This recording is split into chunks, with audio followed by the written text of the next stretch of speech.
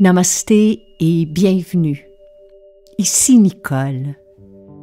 Tout de suite après votre écoute de ce balado, je vous donne rendez-vous sur nicolebordelot.com. Vous y découvrirez des méditations, des webinaires, des vidéos, des pistes de réflexion, des outils, mes livres, mais aussi mon agenda concernant les événements et les retraites à venir afin que nous puissions poursuivre cette aventure ensemble.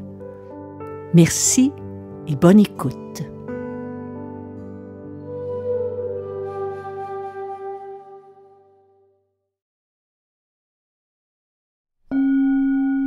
Heureuse de vous retrouver. Bienvenue à un autre épisode de Nicole Bordelot en balado.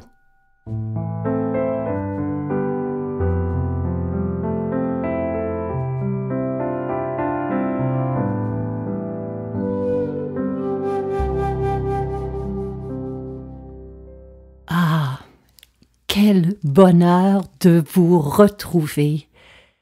Ce matin, je me suis réveillée et j'étais fébrile à l'idée de reprendre cette série balado avec vous pour explorer d'autres thèmes, d'autres sujets, d'autres pistes de réflexion pour mieux vivre cette période de grands bouleversements et de changements que nous traversons tous et toutes, individuellement, collectivement. La dernière fois que je me suis retrouvée derrière ce micro, c'était le 8 avril dernier. Et je vous ai mentionné lors de ce balado qui s'intitulait « Des rituels qui apaisent » que je prenais quelque temps de pause, qu'on s'accordait, Hélène et moi, un temps de pause pour se ressourcer, pour se reposer, pour se recentrer. Mais je n'ai jamais pensé à ce moment-là que ce temps de pause était pour être aussi significatif, aussi déstabilisant, aussi inspirant et aussi confrontant pour moi. Ces réflexions qui m'ont habité cet été deviendront des thèmes que nous allons explorer ensemble durant cette 3e saison. En fait, c'est l'invitation que je vous lance aujourd'hui, celle de plonger ensemble dans les eaux profondes de notre vie intérieure, de notre vie spirituelle. Je vous convie, durant cette 3e saison, à une profonde transformation. J'oserais même dire à une révolution, afin de devenir pleinement qui nous sommes destinés à devenir. Et ça commence par cultiver notre force intérieure. C'est aussi apprendre de nos erreurs. C'est savoir laisser aller le passé. C'est avoir le courage de transcender nos peurs pour nourrir des projets qui nous tiennent à cœur, pour réaliser nos rêves, mais tout en appréciant et en vivant consciemment le moment présent. Voilà le programme de cette 3e saison, mes chers amis. Alors, c'est parti!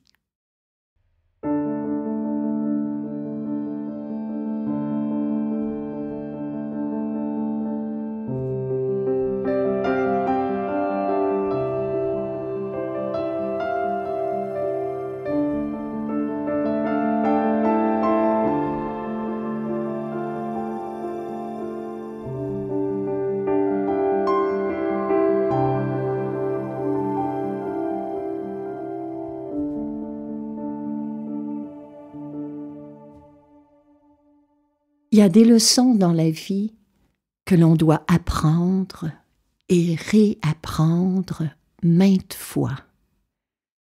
L'une d'elles, pour moi, est celle que la vie est une grande virgule. Je l'ai compris lorsque j'ai été diagnostiquée avec une maladie chronique, pour laquelle à l'époque il n'y avait aucun médicament.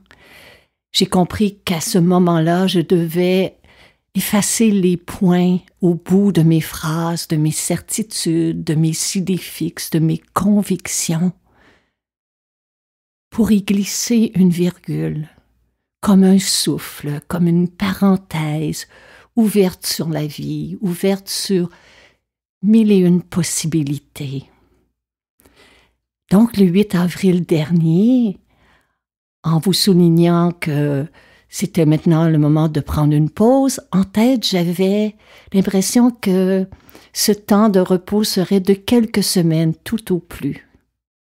Mais avant de débuter mes vacances, il y avait un projet qui me tenait à cœur. Je voulais enregistrer Tout passe en version audio. Et ce fut de beaux moments. J'aime particulièrement enregistrer mes livres parce que ça me permet de renouer avec l'intention qu'il y a derrière mes mots et de travailler ma voix pour être capable de vous partager ce que je souhaite vous partager à travers ces phrases, ces thèmes, ces enseignements. Donc, une fois que Tout passe a été terminé, j'étais vraiment heureuse et satisfaite, fatiguée, mais c'était le temps des vacances. Virgule, a dit la vie. Quelques jours plus tard, un membre de ma famille a reçu un diagnostic de cancer.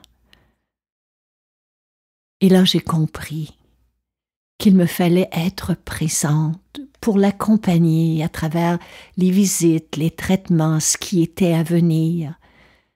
Être présente pour offrir une écoute, une présence bienveillante. Heureusement, cette personne s'en est sortie et est aujourd'hui sur le chemin d'une pleine guérison.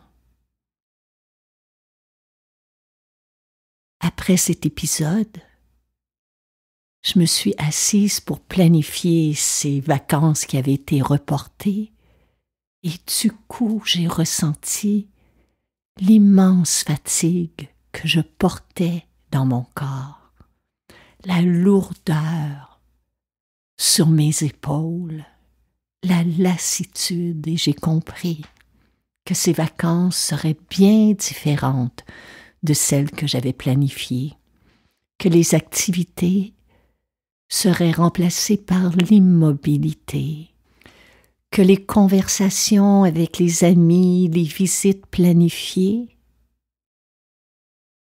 céderaient place au silence de la méditation,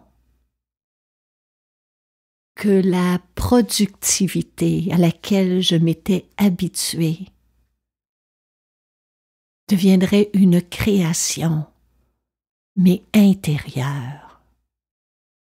Et c'est ça la vie. Elle est imprévisible. À n'importe quel moment, elle peut nous imposer un changement de plan. C'est ça la vie. Elle nous déstabilise afin que l'on retrouve notre équilibre.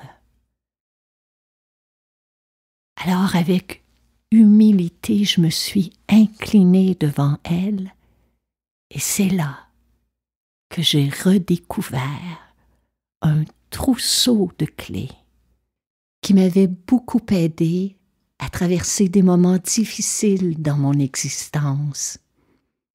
Et c'est ce cadeau que j'aimerais vous offrir à mon tour aujourd'hui.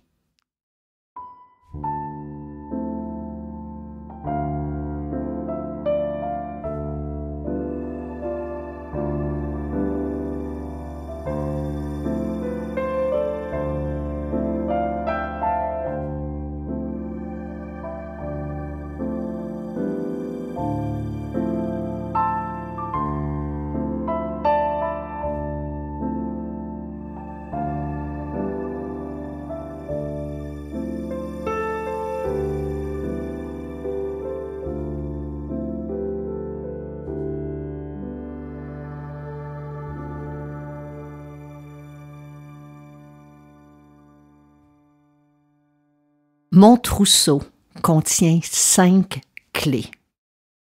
En fait, pour m'en souvenir, j'ai composé un acronyme. Prêt, au pluriel. Prêt. P-R-E-T-S.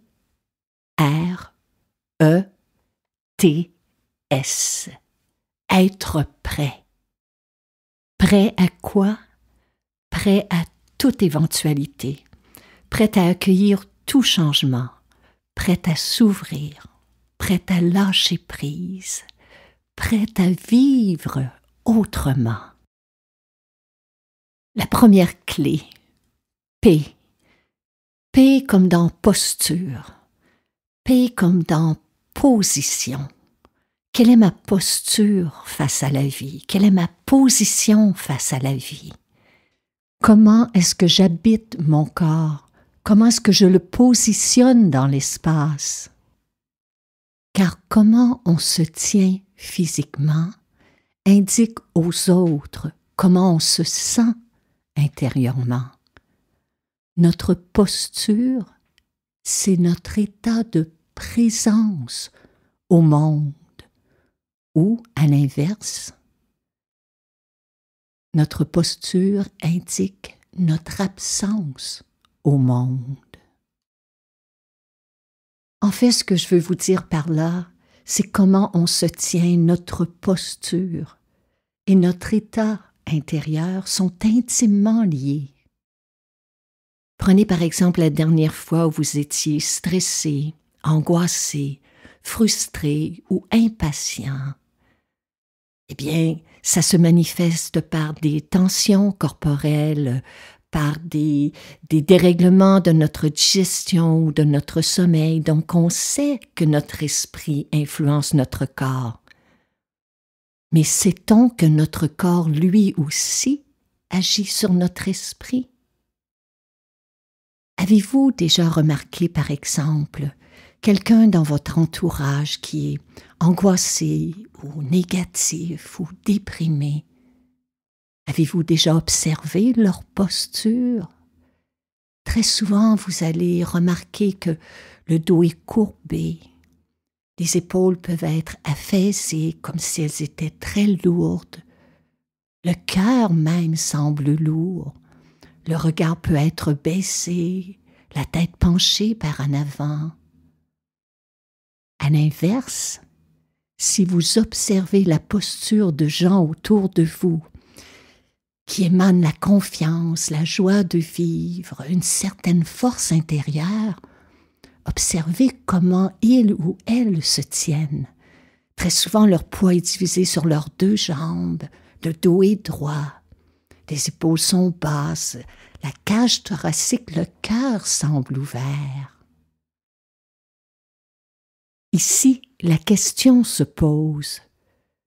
Ces personnes se tiennent-elles droites parce qu'elles se sentent confiantes ou se sentent-elles confiantes parce qu'elles se tiennent droites?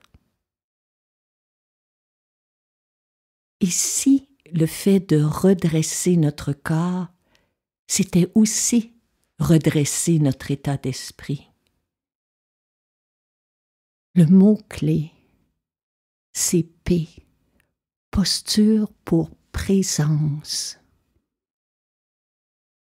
Là où vous êtes, arrêtez-vous un instant et demandez-vous si votre posture en ce moment exprime votre présence ou votre absence au monde. Quand je dis présence, je ne parle pas d'une présence qui tient de l'arrogance, de l'autopromotion, de l'intimidation, mais d'une présence, d'une posture qui est une expression authentique de qui vous êtes ou de qui vous souhaitez être. Alors c'est votre première clé pour la rentrée. P pour posture, P pour présence.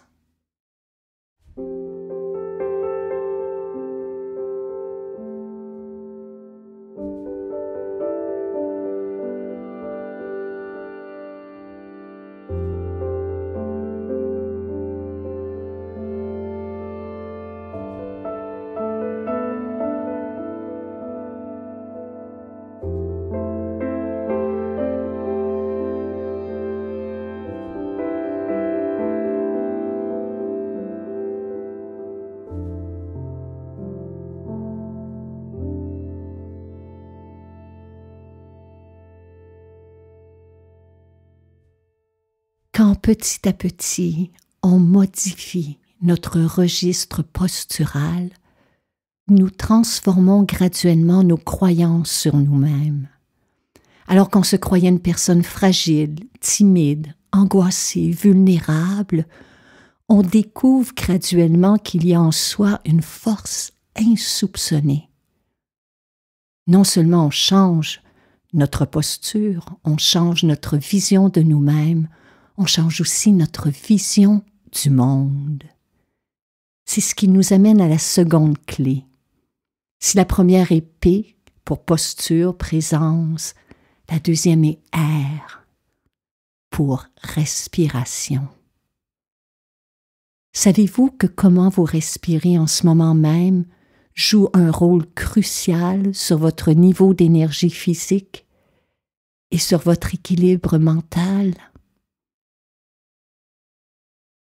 Quand votre souffle est lent et profond, il se traduit par des battements de cœur réguliers, une diminution de votre pression artérielle, un retour au calme et à une confiance intérieure.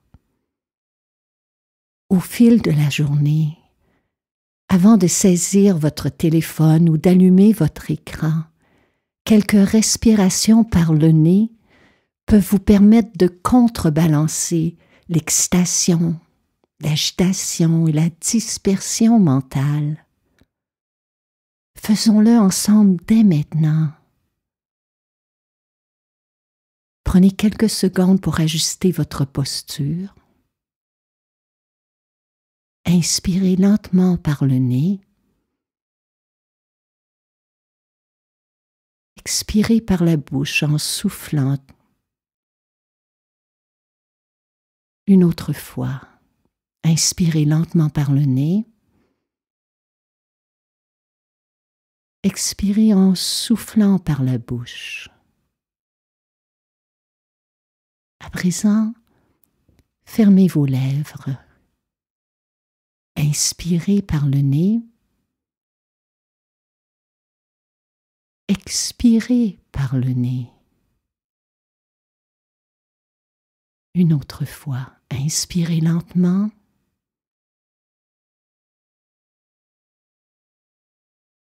Expirez par le nez complètement. Maintenant, nous allons ajouter une légère rétention d'air après l'inspiration. Inspirez lentement. Retenez le souffle pour 1, 2, 3. Expirez lentement par le nez. Une autre fois, inspirez. Retenez. Expirez. Une dernière fois. Inspirez par le nez, lentement. Retenez sans rien forcer. Expirez lentement, complètement. Voilà, c'est simple. Il ne faut pas compliquer les choses. L'inspiration, chaque fois que votre corps inspire, c'est comme si vous vous ouvriez au changement, à la nouveauté, à ce qui est à venir. L'expiration, quant à elle, vous invite à lâcher prise, à laisser partir ce qui n'a plus raison d'être, que ce soit de vieilles croyances, des limites, des peurs, des angoisses, des ruminations qui vous affaiblissent intérieurement.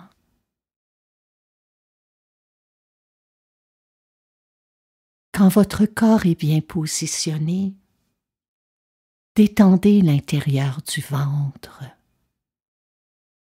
Lorsque votre corps inspire, sentez que l'abdomen doucement se soulève, comme pour accueillir le souffle, comme le font les chats, comme le font les nouveau-nés, qui respirent de tout leur être.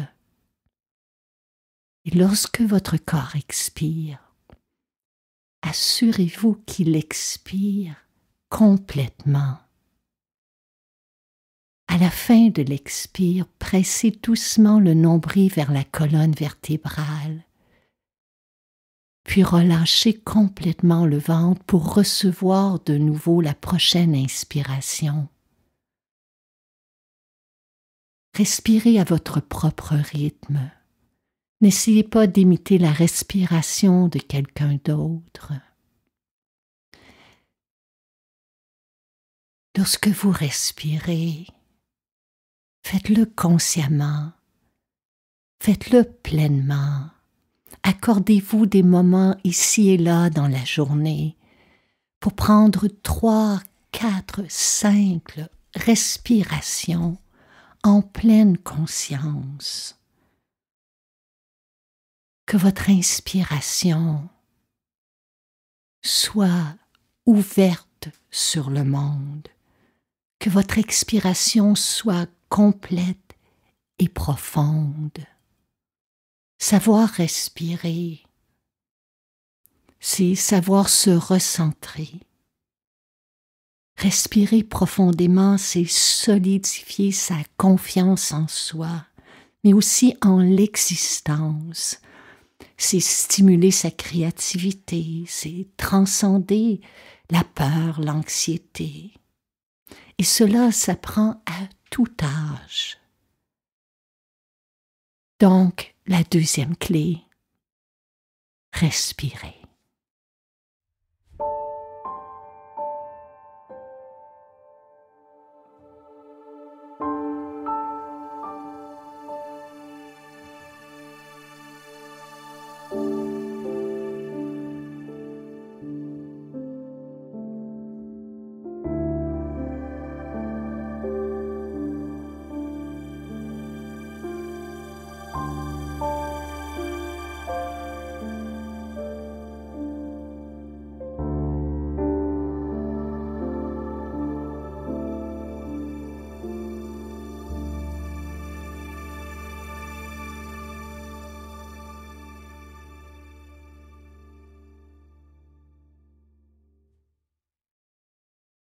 Si on a vécu dans la dernière année, dans les 10 ou 18 derniers mois, dans un état de confinement et d'hypervigilance, l'hypervigilance étant un état de survie qui exige de notre corps et de notre esprit un grand surplus d'énergie, eh bien, il est temps de retrouver une sensation d'espace en soi et autour de soi.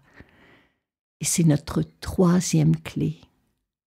E pour espace.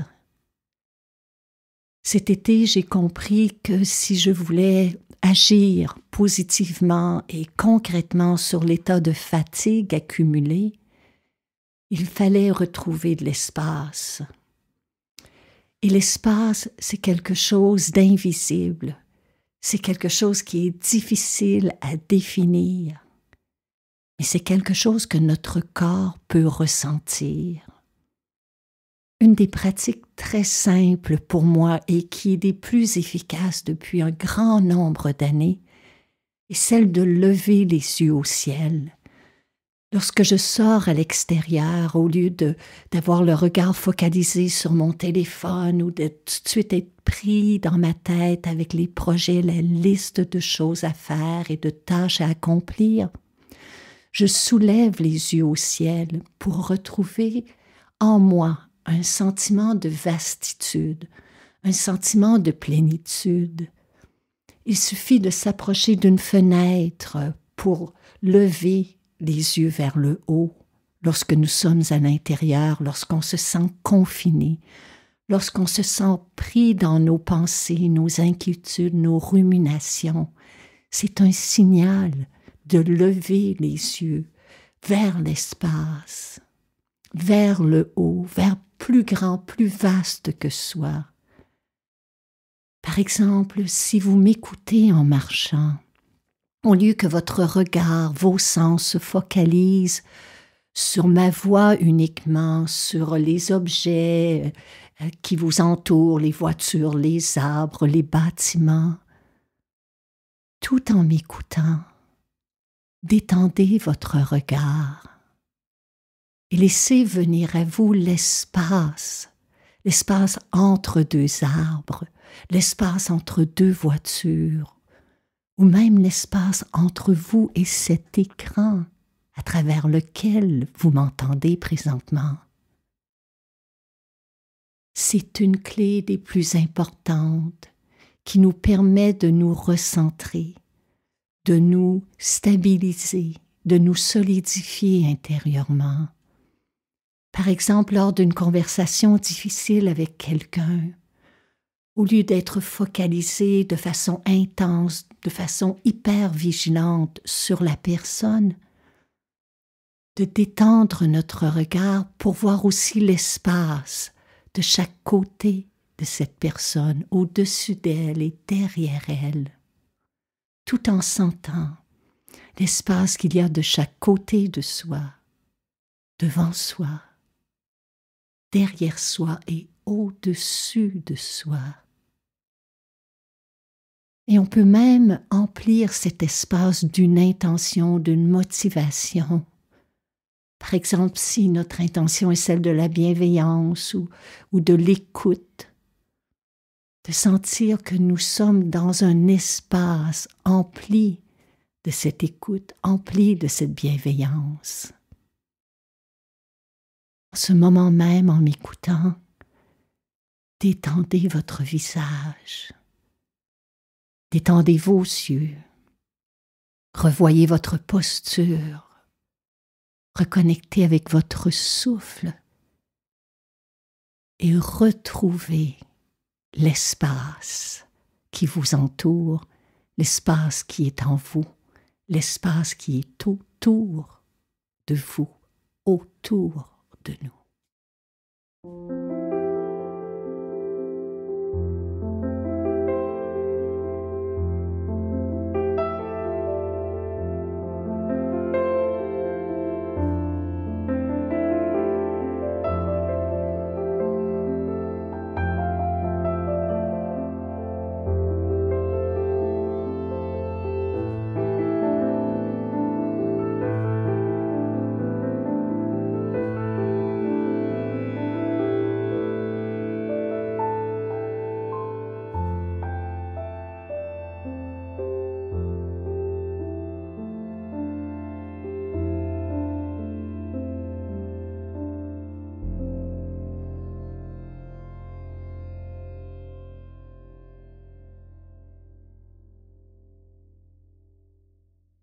P pour présence, posture, air, respiration. E comme dans espace et T pour temps. C'est ce qu'on a de plus précieux en ce monde, notre temps. Comment est-ce qu'on le dépense? Comment est-ce qu'on s'en sert? Comment est-ce qu'on le disperse? Combien est-ce qu'on en gaspille? Notre temps, c'est notre énergie. Si on fait 1001 choses en même temps, on ouvre 1001 portes à travers lesquelles se disperse notre élan de vie. Il y a cette histoire que je me rappelle qui m'avait vraiment marquée lorsque j'étais en formation pour la méditation. Et c'est l'histoire d'un Australien, un grand entrepreneur, qui avait fondé de nombreuses entreprises. Il y avait des milliers d'employés qui travaillaient pour lui, de nombreux dirigeants sous ses ordres. Mais il était en conflit dans toutes les sphères de sa vie. Son couple battait de l'aile, il se disputait fréquemment avec ses enfants. Il avait des conflits avec ses dirigeants, des conflits avec ses employés. Puis il est arrivé au point d'un épuisement, un épuisement physique, mental et spirituel. Et il s'est dit, je suis en train de passer à côté de ma vie. Il a entendu parler de ce maître de méditation thaïlandais, réputé pour donner des enseignements riches, profonds, mais aussi très brefs. Il s'est dit que cet enseignement direct, c'est exactement ce dont il avait besoin. Alors pour la première fois depuis d'innombrables années, il s'est offert 7 jours de vacances et un billet d'avion pour la Thaïlande. Mais en arrivant sur place, il a réalisé qu'il n'était pas seul. Il y avait déjà des centaines de personnes qui attendaient pour recevoir un enseignement de ce maître. Chaque jour, il s'est positionné en ligne et chaque soir, il retournait à sa hutte en espérant le lendemain pouvoir finalement recevoir une leçon, un conseil, une piste de réflexion. Mais le matin du 7e jour, alors qu'il se mettait en ligne, il y avait une centaine de personnes au moins devant lui. Alors découragé, il a su qu'il retournerait chez lui sans pouvoir avoir accès à ce maître. Au même moment, il aurait remarqué qu'autour de lui, il y avait des moines qui balayaient et qu'il y avait un balai qui avait été laissé là. Alors il s'est dit autant me rendre utile. Il a saisi un balai et s'est mis à balayer. Et au bout d'un moment, il a entendu une voix riche et profonde lui dire « Quand tu balais, balais ». Et là, il a ressenti des frissons dans tout son corps et en se retournant, il a vu que c'était le maître qui venait de passer tout près de lui. Mais quel est cet enseignement, se dit-il? Quand tu balais, balais, est-ce que j'ai fait tout ce voyage pour cela?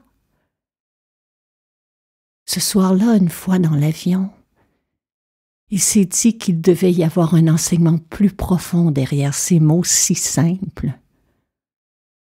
En fermant les yeux, il s'est mis à respirer et à répéter cette phrase. Quand tu balais, balais. C'est là qu'il a compris qu'il devait être pleinement là où il était, que quand il effectuait une tâche, il devait la faire consciemment, totalement, généreusement. De retour chez lui, lorsque sa femme s'adressait à lui, il l'écoutait. Quand il l'écoutait, il l'écoutait. Lorsqu'il assistait à la joute de soccer de ses enfants, il n'était pas dans sa tête à ruminer des projets ou à régler des dossiers mentalement. Il était en pleine présence à observer la joute de ses enfants. Lorsque ses employés, ses dirigeants lui communiquaient des problèmes, des choses à envisager, des solutions, ces derniers ressentaient que cet homme était maintenant pleinement présent. Quand tu balais, balais. C'est notre 4e clé. Prendre le temps de faire ce que l'on fait, de le faire pleinement, totalement, généreusement. Prendre le temps d'être là où nous sommes. Prendre le temps d'être qui nous sommes. Prendre le temps de vivre cet instant. Corps, cœur et esprit. Prendre le temps de vivre sa vie.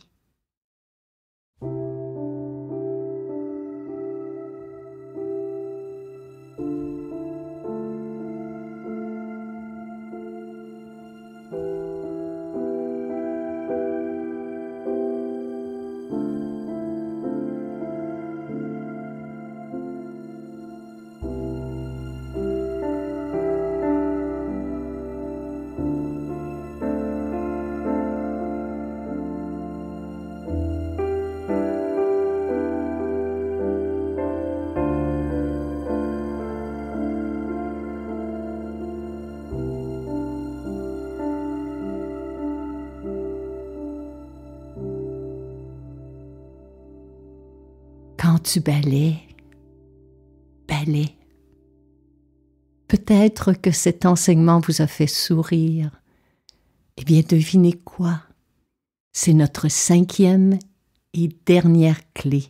S pour sourire.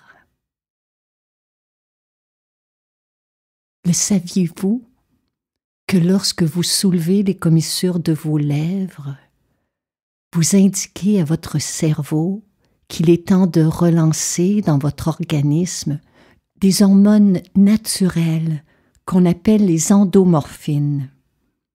Elles sont majoritairement sécrétées lors des situations de stress, mais elles renforcent le système immunitaire et favorisent le positivisme. Les endomorphines, en particulier celles qu'on appelle la dopamine, représentent l'hormone naturelle du bonheur chez l'être humain. C'est un médicament anti-stress naturel que l'on peut sécréter en soulevant simplement les commissures des lèvres. On peut en faire l'expérience dès maintenant, là où vous êtes, en m'écoutant. Vous n'avez rien d'autre à changer que de détendre votre visage, et même si vous portez un masque, de détendre vos lèvres, de détendre la langue, et de créer un demi-sourire pour ressentir la relaxation qui s'installe dans notre mâchoire, dans nos joues, dans notre cou.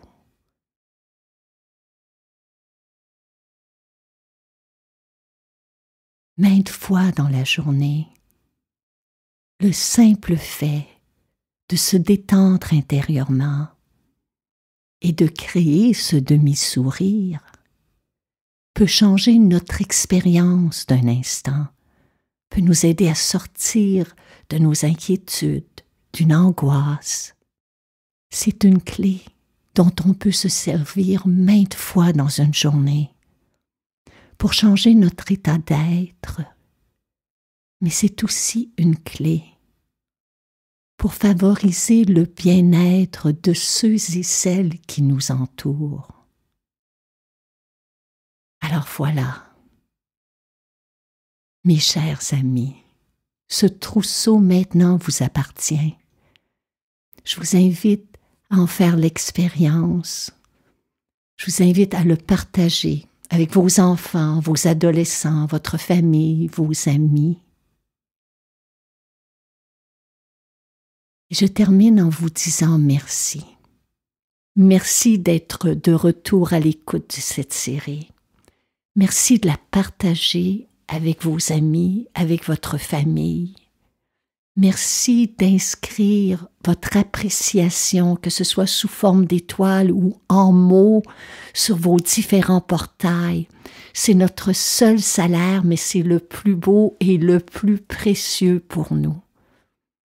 J'ai très hâte de vous retrouver déjà la semaine prochaine. Mais d'ici là, que la vie vous soit douce. À bientôt. Namasté.